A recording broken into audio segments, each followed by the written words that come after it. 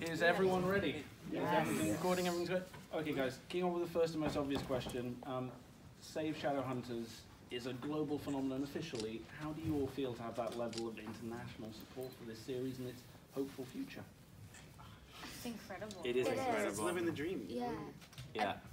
Go ahead. I never knew there was so many people that coming into it. I knew it was huge, right? But to see such support from the fan base is like so honoring. You know, I feel so humbled. And I mean, there was like 18 to 20 million tweets. Yeah. No, I think it was a lot. It's like more. 22 million tweets or something. That's insane. I think that they always like surprise us more. Like we think that they're amazing and great, and then they do just so much more. And it just shows how like much they care about the stories and they care about, you know, the characters and and blessed, you know, to be a working actor and to have that kind of support behind us. It really is. Because, you know, not everyone is so lucky. We're very fortunate. We were fortunate just from the get-go to get a show that already had a fan base to begin with, which almost never happens. And, you know, they allowed it to be carried so far. And to see, I was in Seoul, Korea in August, and I saw the poster that they bought, the billboard. I mean, it's giant. Save Shadowhunters. I mean, a billboard in Times Square, a billboard in Korea, buses in London, San Diego Comic. The plane over Netflix. All the planes. The London bus. Yeah. And this is the thing, you know, in the way the world is right now, people are so divided, but to have a story that's ultimately about love and acceptance and unity, and to have all of these people all over the world come together and form friendships and form this community, it's really an amazing thing to see. And it speaks to the world that we created with them, this whole theme of love and support. It's really cool. Yeah, and to remind them that this unifying thing that they've found isn't going anywhere. Whether the show continues or not, or if it's us or another form of the show, it has showed us that people can come together and can influence for the positive, you know, and it's and we're even speaking like not just about the show, but just in general with like, voting and stuff like that. It just shows how powerful the new generations are going to be. Absolutely. And it's, you know, it's for a TV show and obviously a story that they really care about. But so let's, you know, and it's cool to remind, if we can do this for a show, think of what we can do for other things. Speaking of voting, I think one of the things you learn as you mature and grow into, you know, one day I'll grow up and become an adult, and when that happens, you kind of learn to own your voice. You find it, you discover it, and the fact that through our show, this fandom, this group, a lot of these younger fans and fans in general have found their voices and are starting to understand that they have a power in that, a power for both positive or negative, but there is a tremendous power in that. I think that's a very good lesson to learn. And we're doing it so respectfully. You know, not being aggressive about it. Aggressive in a good way. You know, and I think we should always learn that whatever we're going to fight for, let's do it responsibly and respectively. Well, they're using their passion for a positive force, and that's ultimately what it is. It's about choosing the kind of world that we want to live in, and that's, you know, that's what they're doing. Hi. A question for Jade, but to open it generally to the floor. You have a passion project, hypothetically, with infinite time, infinite money, and nobody to tell you no. What, like, huge, impossible, ridiculous thing would you make or star in? Cool. I kind of already feel that way, to be honest. I feel like we have access to this infinity, and the more we connect to it, the more possibility happens. I mean, all the people that we see thriving and creating empires and all that, they've had that mentality, which allowed them to continuously get more and more. I mean, there's so much I want to do. I want to continue this connection with the fans, and I want to make music, and I want to create films, and so Alberto as well, and all of us, we have so many ideas, and it's kind of like right now there's endless possibility for us, so it's really exciting, and kind of like dabbling in everything right now. So you said you're a musician?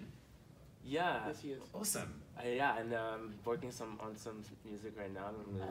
I've heard it. It's fantastic. Yeah, I'm super when he finally drops it, it's gonna be lit. I'm very stoked. But you know, and it's cool because we do these conferences and these conventions all over the world, and I'm thinking about how to kind of morph it into a more interactive way, where it's not just, hey, come meet us and take pictures with us, but come be involved, because so many of them are incredible artists, and I want to create some sort of art conventions where we Community or come something. together to create a communal like project, whether it's, I don't know, a giant mural or something, but I want it to be interactive. Where it's all about the art, not the Yes, the where it's, budget. where it's Right. not just like, hey, I'm on a stage and look at me. It's more like, hey, I want to create with you, and what can we do together, and what can we impact? What are we and- saying? Kind of. Yeah, and can we raise money or something to create an impact with art, through art, Which because back of to art? the Save Shadowhunters campaign, they've done that. The Mhm. Trevor Project, how much did they raise? Over 20,000. 30,000. Yeah. $30,000 to, and then I'm sorry, I am tremendously proud to say that I was part of a show that the fandom felt the need, felt all this, to do these incredible things. I mean, it speaks to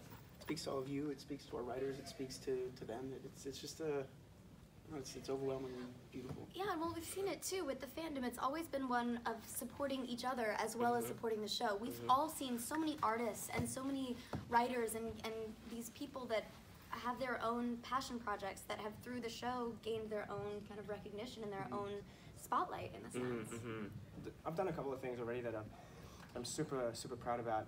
Not just Shadowhunters, but Monkey. I've been, as a kid, I've been wanting to do a lot of like Jackie Chan kind of comedy stunt scenes, and I've fulfilled that with Monkey. And then you killed it. Oh, thank you. Yeah, thank you so much. I paid him to say that. It's gonna be twice as much now because of new people. But we'll talk about it. I can't afford it. I can't keep paying you, man. But with Shadowhunters, it's like to be a part of a family is really important. And as soon as it's really great. As soon as I stepped foot onto set, my first day was the read-through. Remember that. And Alberto came up to me straight away and was like, "Oh, dude, we're playing best friends in the show. Let's be best friends in real life." I was like, "Are you kidding me?" I remember like, "What are you doing right now?" And I'm a very spontaneous, planned person. Like, "What are you doing right now? Let's go." And Chad was like, I might have to do a thing. I was like, "It's cool. Let's hang out." And then I think we went and got food. Yeah. And then just hung out like the rest of the night. Best day of my Yeah. life. Yeah. So like I said, passion project, that was definitely one of them.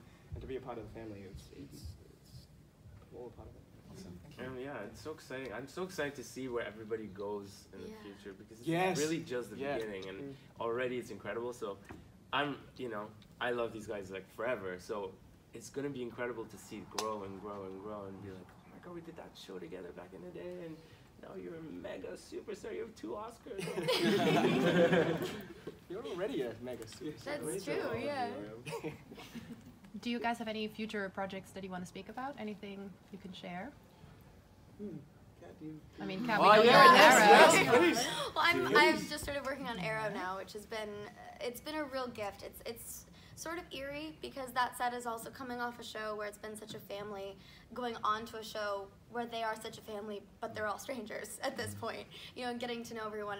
They've been so welcoming and so wonderful, but it's everything that I learned during Shadowhunters and everything that family brought me, I'm taking with me on this job, and I'm eternally grateful to everyone that was involved in Shadowhunters for that. I've a video game I'm part of. Did motion capture for, it's called Starlink Battle for Atlas. It's out on all platforms. Came out last week, and for the Nintendo Switch, Star Fox was added to the story, and as a kid I grew up with that, and I'm so excited. I got to shoot scenes with Star Fox and Falco and everybody, and it's just like kind of surreal, and I'm so excited to do more of these conventions for that game, because I'm sure it'll turn around. But it is just like, just the cutscenes is just like this film that we've shot all together, and I love the cast, and it's just a dream really. As a kid, I'm kind of like, whoa, I can't believe I'm doing this. But yeah, so that's an exciting thing to talk about. Anybody else that hasn't told me anything that you want to tell me about? No? Okay. Hi, Kat. We all know about the duct tape prank that Don pulled on you. Yes. And like, the one where you slipped over when you were walking around the club scene. Oh yes. Are there any any stories like that you want to share that would take with you like moving forward? Oh, there's so many. Oh goodness. How do I pick one? I honestly, there's so many instances where I slipped and tripped or was pranked or Run into a pole. Fell Fell over a half pole. Oh, no, I'm just That was spitballing. another situation. One of my, it also happened, why did so many happen during the second episode of the show? We were out in the rain shooting under this bridge, and I was in the same shoes that I slept in the club in. yes. Do you remember this? Maybe it was those shoes. It was those shoes. I never wore those shoes again. Yeah. Yeah, they were way too high. I didn't know what I was doing then. But they tried to make it less slippery because I was supposed to run down this Clear. hill through mud, and they put plywood down, and they had to put leaves to cover the plywood, and it was all just getting wet, so it was basically just slick. It was like a slip and slide down that hill. I remember this now. You remember this? Yes. And so I have to run toward I'm running toward the Rock Solid Panda van. So I'm running down this hill, and soon I find that I'm not, there's a video somewhere. I find that I'm not running, I'm sliding, and then I hit the van. It was and like, I'm on the hill. and it was the second episode, so everyone's like, We're just like, oh! They didn't know this is before that we found out that this was like not normal uncommon. thing. Yes, it just happens with me, so, you know. I tend to be a little clumsy, but that's all Accident right. prone. Accident prone, comic relief, what can I say? I try and lighten the mood. For you other guys, do you have any moments like that you carry with you? I mean, with us, a lot of them were like, you know, in the middle of the scene, we just start like, you know, laughing nonstop. But I literally mean nonstop, that we have to take like a 30-minute break. Yeah. It's like we say Yeah. one word and then we just like start laughing. Especially when it's like continuous shots where we have to like say a whole speech and it's just like focused on one person and then like 4 other people are just Yeah, the staring. more, But the then more you can people see in them the scene as well, the more people Yeah. in the scene, the harder it will be to Yeah. come back if we were to fall if apart. it breaks. Yeah. It's just a domino effect. Yeah. But by the end, they're so good at bringing us back together. You know, We it's were just very good at and they coach us into it. Like, you guys, focus. Because off camera, we're laughing constantly, also. So, you know, and try to be really serious and bring the stakes, and also like, come on, everybody talks like this. It's true. That's the thing. We all genuinely enjoy each other's company, so it makes it hard when one of us goes for all of us to bring it back We've got to together. be like professional sometimes. Yeah, Right, it's just right. That balance always kind of finds its place. Like the heavier the show. It does, yeah. Oh, who said that recently? I forgot what I was listening to. But the heavier the show, the more you kind of laugh and have to smile and talk about things offset just because all the heavy stuff is happening. You need to balance it out. Yeah, I think it's a human thing. Yeah. So what was your favorite thing to do during downtime in set? Everybody's like on their phones like this. Yeah, eat. We had an amazing crafty team. They were Oh, from yeah. They were Cuba so good. and Yeah. Dominican Republic. They were And incredible. they So would good. just like be so nice to us. They would spoil us. They would like make us separate things on the side. Every once in a while, they'd be like, and they'd hand me like a plate of like amazing rice with like avocado. Yeah, we and were stuff. Avocado, really oh my god, well fed. avocado, yeah.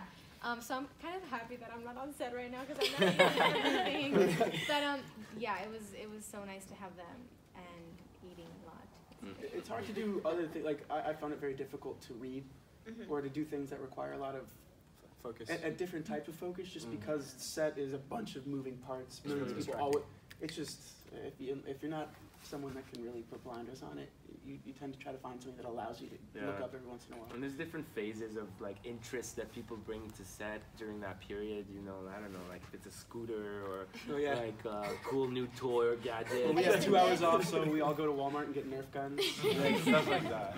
Although some of my favorite days were those days where we were shooting, we had to reshoot a bunch of pieces or get a bunch of green screen inserts, and everybody's on set.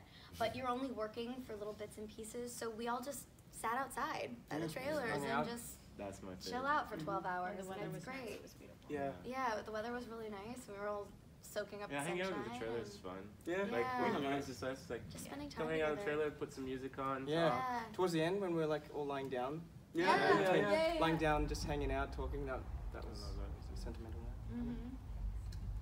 Talking about the work you guys have done, obviously these remaining episodes are so precious for fans now, and I think it was interesting during the panel that you said that not only is this going to be a season that delivers moments they've been waiting for, but it's also going to surprise them and kind of turn things on its head. I wonder if you could kind of elaborate more about the balance of that.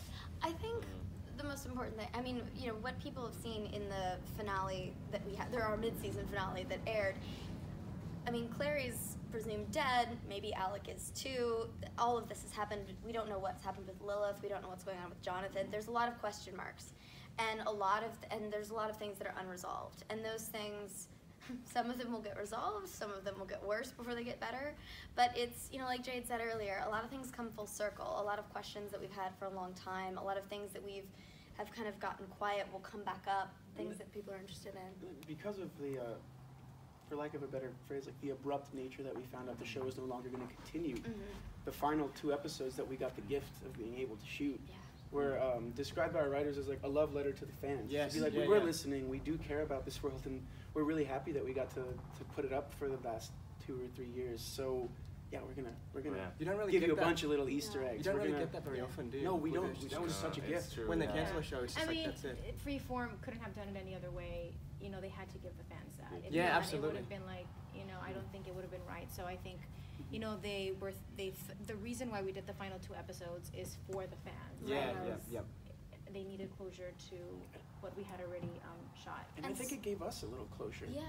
too, to shoot things that happened, and then as book fans also to shoot things you're like, oh yeah. Yeah, I would just. What people don't talk about is when you're an actor on a show for like 3 seasons, and then it abruptly ends, you get what's called the post-filming blues, and you don't really realize it until maybe 3 weeks, you know, after the show. You're like, oh, where's Alberto? Yeah. It still hits Where's me my- every once in a while, yeah. You know, Where's Jade? Yeah. Where's Kat? Well, shooting the finale, it gave me a chance to kind of realize that all of us have spent more time in these fake rooms and these fake sets that have been created than we have in any real space that we lived. And with all of these people that have we've just been put in a room with, you know, we've spent more time in this imaginary world than we have in the real world, really, hour for hour. And it's a huge chunk of our lives, and we've put literal blood, sweat, and tears, all of us, into making this show. And it's, I don't know, for me it's an experience I'll carry with me the rest of my life. Absolutely. For sure. You guys spoke at the panel. We've got to end now, sorry. We'll just take this Oh, out. can we Yeah, go last to question. Last question, is that okay? Yeah, it's lovely.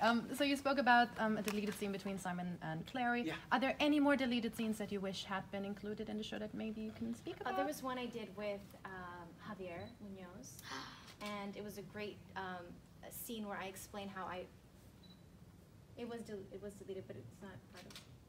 Can you, I don't know. Well, Maybe we're not should- sure. maybe- We're No, still it pissed. didn't air. It was supposed to air. But anyways, we did a great scene where I basically, I think it already aired, like that segment. Anyway, so I put together like a piece of, you know, since Isabel is the weapons master. Oh, wait.